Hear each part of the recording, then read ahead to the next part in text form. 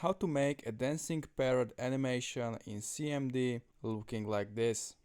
First we want to open CMD, right click the Windows Start button, click on Run and type here CMD, click on OK. You can also use the shortcut Windows key +R. Next step is to type here this command. You can find and copy this command down below in description.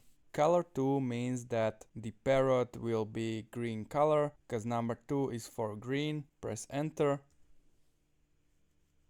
If you want to choose your favorite color, type here color slash and choose here your favorite color. You can use color number 4 and the dancing parrot will be red. But if I type here number 40, number 4 is for the background and number 0 is for black letters. Press enter and it looks like this.